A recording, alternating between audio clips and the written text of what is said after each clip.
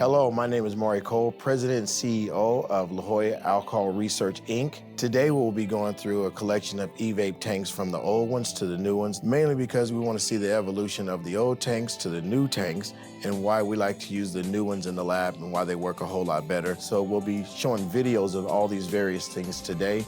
Can't wait to show you.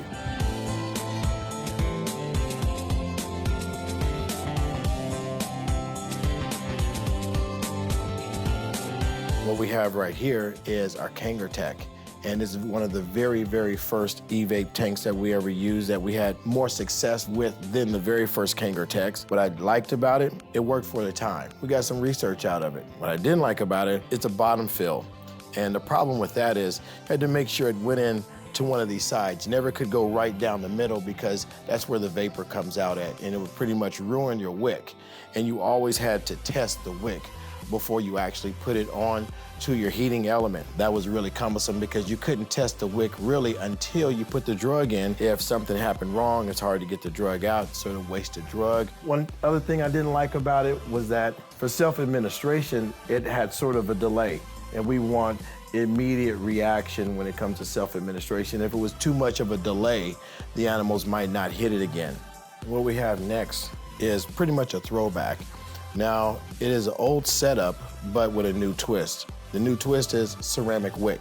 What I do like about it is if you're trying to do a nicotine salt such as Jolla, it holds way more liquid than the Jolla does. With the Jolla, what I found was I built a device for it, but you would actually have to stand there because if you had a subject that really liked to hit the nicotine quite a bit, this would really go out on you fast. What we also have is our plant-based situation that we're gonna be firing off today as well. With this one, what I definitely like about it is you can do all your plant-based matter from nicotine, basically, tobacco, marijuana. You can also do dabs and wax out of this same one right here.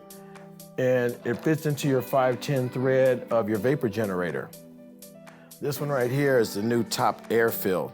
It's by a company called Zeus, holds 5 mils. I was able to squeeze about 5.5 mils into it comfortably. It's top airflow.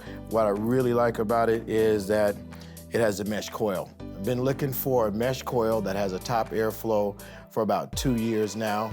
The mesh coils all been coming with the bottom airflow, even though people say, oh, it never leaks, it never leaks. It was leaking after about 200 hits. Now that we have Zeus, it doesn't leak at all, and if it did, it would just leak into the bottom, which you could clean out, but it doesn't leak into your heating element, and we really like that.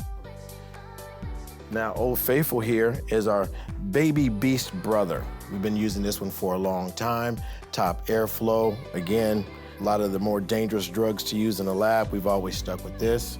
But Smock has come out with a mesh coil, bottom airflow, that they swear to God never leaks. Trying to get into this mesh coil because we got to keep our science relative to what everyone's using on the street. So the mesh coil is the new, latest, greatest thing. Now they say that this one doesn't leak. I'm going to run it through a test. Going to take a hit on it about 500 times over the next 2 or 3 days to see if that's actually true. If you all have any tanks that you would like for us to try, or want to talk to me about tanks that you would like to try or you've already tried, or send me anything that you would like for me to check out for you, just give us a call.